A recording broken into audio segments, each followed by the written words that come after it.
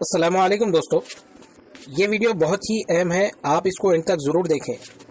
जो भी तुलबा व तालिबात टीएस टेट या फिर एपी टेट की तैयारी कर रहे हैं उनके लिए ये वीडियो बहुत ही अहम है। आज हम जमात सुवम से माहौलियाती मुतालिया यानी इन्वायरमेंटल स्टडीज़ के दो असबाह के बारे में हम जानेंगे, क्योंकि टेट इम्तिहान में जमात सुवम से 3 सवालात या 5 सवालात पिछले इम्तिहानात में किए जा चुके हैं।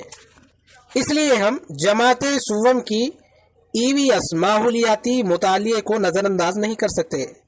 और एक बात यह है कि टीएस टेट 2017 में पौधों से मुताल्लुक़ प्लांट से रिलेटेड जुमला 5 सवालात किए गए हैं, पूछे गए हैं। ख़ास बात यह है कि इन असबाह से यानी अभी हम जो बात करेंगे समझेंगे, उन असबाहों में से 2 सवालात किए गए हैं। तो चलिए वीडियो शुरू करते हैं। तो पहला सबक यानी इस वीडियो का और माहौलियाती मुतालिया इन्वायरमेंटल स्टडी से 5वां सबक हमारे आतराफ व अकनाफ में पाए जाने वाले पौधे, और हम इसके साथ साथ में दूसरे सबक को भी जोड़ लेंगे क्योंकि बहुत ही आसान सबक है और समझने में भी आसानी दी गई है, इसलिए हम दूसरे सबक को भी जोड़ते हैं। देखें यहाँ पर पत्तों से रिश्ता, अगर आपके पास पुरानी बुक है तो उसमें देखें पौधों से ताल्लुक़, ये हो गया हमारा 6वां सबक। तो हम इस वीडियो में 2 असबागों के बारे में जानेंगे। तो यहाँ पर देखें पहला सवाल, सड़क के किनारे उगाए जाने वाले पौधे कौन कौन से हैं? दोस्तों मैं आपको बता दूं, वैसे तो बहुत सारे पौधे हैं जो सड़क के किनारे उगाए जाते हैं, जिनकी टहनियाँ ज़्यादा होती हैं, पत्ते ज़्यादा होते हैं, वही पौधे सड़क के किनारे उगाए जाते हैं। लेकिन दोस्तों, सड़क के किनारे पौधे उगाए जाने की वजूहात क्या है? वजूहात देखें, सड़क के किनारे जो पौधे उगाए जाते हैं उसकी वजूहात ये है कि मुसाफिरों को धूप की तमाज़त से बचाया जाए। मुसाफिरों के लिए ये पौधे राहत का काम करते हैं। तो सवाल हमारा ये था कि सड़क के किनारे उगाए जाने वाले पौधे कौन से हैं? तो हमने आपसे यही कहा कि वैसे तो सड़क के किनारे बहुत सारे पौधे उगाए जाते हैं, लेकिन बुक में जिन पौधों का जिक्र किया गया है, किताब में जिन पौधों का जिक्र किया गया है वो देखेंगे हम। सड़क के किनारे जो पौधे उगाए जाते हैं, बरगद, इमली और नीम के पौधे, जिसका जिक्र 3री जमात की ईवीएस की बुक के अंदर किया गया है। तो चलिए अगले सवाल की जानिब बढ़ते हैं। अगला सवाल देखें, सहराई पौधे कौन कौन से हैं? या फिर इस तरीके से भी सवाल किया जा सकता है, सहराई पौधा कौन सा है? दोस्तों ये बहुत ही अहम सवाल है। ये सवाल 2017 के टेट में पूछा गया है। अगर आपके पास 2017 का टेट क्वेश्चंस पेपर है, आप उसमें देख सकते हैं। तो दोस्तों अब हमें यहाँ पर ये समझना होगा कि सहरा किसे कहते हैं, सहरा से मुराद क्या है। सहरा रेगिस्तानी इलाके को कहते हैं जहाँ पर रेत पाई जाती है। तो दोस्तों देखें, सहराई पौधे कौन से हैं? नागफनी, घेगुरा और चप्पल सेंड। इन पौधों को सहराई पौधे कहते हैं या फिर इन पौधों को रेगिस्तानी पौधे कहते हैं। आप अच्छे से जहन नशीन कर लें। तो चलिए हम आगे की जानिब बढ़ते हैं।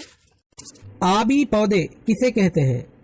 तो दोस्तों यहाँ पर हमें ये समझना ज़रूरी है, और बहुत सारे तुलबा और तालिबात आसानी से जान भी गए हैं और जवाब भी मालूम होगा, लेकिन मैं ये बताना ज़रूरी समझता हूँ।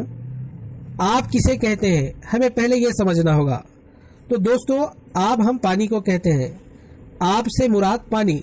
तो यहाँ पर ये पूछा गया है कि आबी पौधे कौन कौन से हैं, यानी पानी में उगने वाले पौधे कौन से हैं। तो देखें वो पौधे कौन कौन से हैं। कमल, लिली, आप इसको भी अच्छे से जहन में रखें। अगर आपको इम्तिहान में पूछे कि आबी पौधा इसमें से कौन सा है, अगर वहाँ पर 3 ऑप्शन कोई और दे दिए जाएं, 3 पौधों के नाम कोई और दे दिए जाएं और वहाँ पर एक नाम कमल नज़र आए, तो आप कमल को चुनेंगे, या फिर कमल के बजाय अगर वहाँ पर लिली दे दिया जाए तो आप लिली को चुनेंगे, यानी लिली को सेलेक्ट करेंगे। तो चलिए दोस्तों आगे बढ़ते हैं। यहाँ पर मैं आपको ये बात बताना ज़रूरी समझता हूँ, ये भी सवाल 2017 के टेट में पूछा गया है। अगर आपके पास 2017 का टेट पेपर है, क्वेश्चन पेपर, आप उसमें देख सकते हैं कि ये भी सवाल उसमें पूछा गया है। उसके बाद हम जानेंगे पत्तों के अक़साम के बारे में। दोस्तों, आप ये बात जानते हैं कि कुछ पत्ते मुलायम होते हैं, कुछ पत्ते नोकीलेदार होते हैं, और कुछ पत्ते चौड़े होते हैं, और कुछ पत्ते छोटे होते हैं। लेकिन यहाँ पर जो सवाल किया गया है, देखें, झोपड़ी की छत बनाने के लिए इस्तेमाल होने वाले पत्ते कौन से हैं? जो भी तलबा व तालिबात शहरी इलाक़ों में रहते हैं वो इस बात से नावाकिफ़ होते हैं कि झोपड़ी किसे कहते हैं। दोस्तों, अगर आपके पास जमाते सुव्वम की किताब इन्वायरमेंटल स्टडीज़ बुक अगर है तो आप उसमें देख सकते हैं कि झोपड़ी कैसे होती है, झोपड़ी किसे कहते हैं, या फिर आप इंटरनेट गूगल पर सर्च करके देख सकते हैं।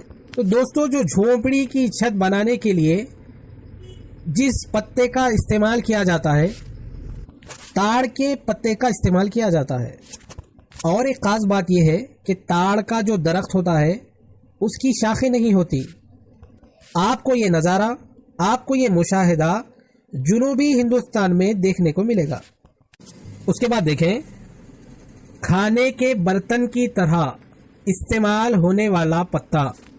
शायद कई तलबा व तालिबात इस बात को जानते भी होंगे। खाने के बर्तन के अलावा, या फिर कहिए खाने के बर्तन की जगह पर जिस चीज़ का इस्तेमाल होता है, जिस पत्ते का इस्तेमाल होता है, देखें वो पत्ता कौन सा है?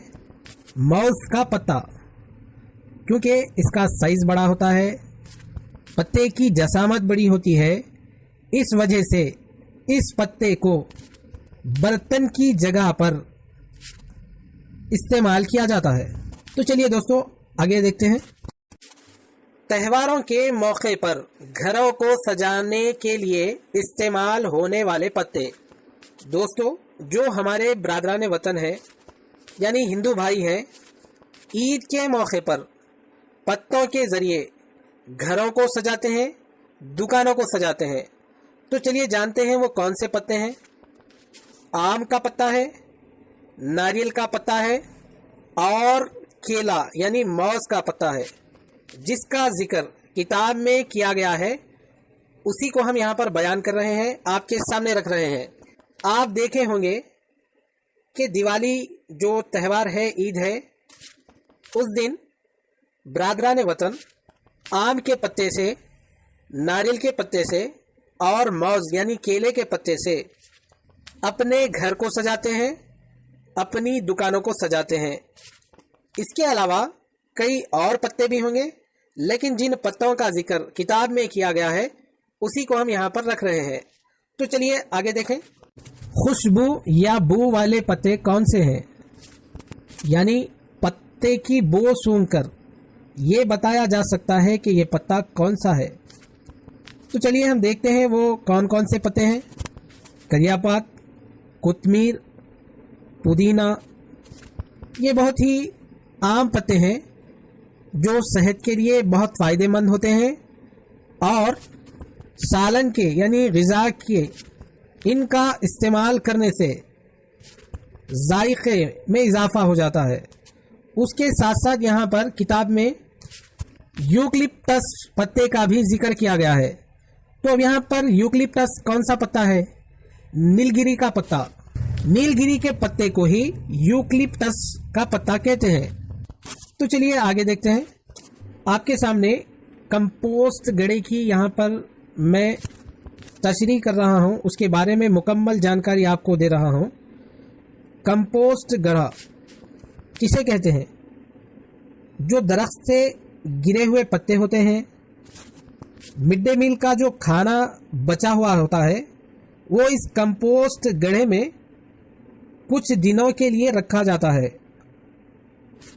اور جو اشیاء کمپوسٹ گڑھے میں ڈالی گئی تھی وہ سڑ گل کر کھاد بن جاتی ہے، اور یہ کھاد مختلف پودوں کے لیے استعمال کی جاتی ہے۔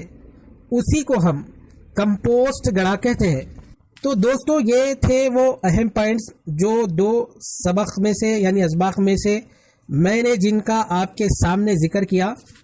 بہت ہی اہم پوائنٹس ہے، آپ اسے نوٹ کر رکھیں یا پھر ذہن نشین کر لیں۔ دوستو، اگر آپ اس چینل پر نئے ہیں تو اس چینل کو بھی سبسکرائب کریں، ویڈیو کو زیادہ سے زیادہ شیئر کریں۔ تو انشاءاللہ پھر ہماری اگلی ویڈیو میں ملاقات ہوگی۔ السلام علیکم، اللہ حافظ۔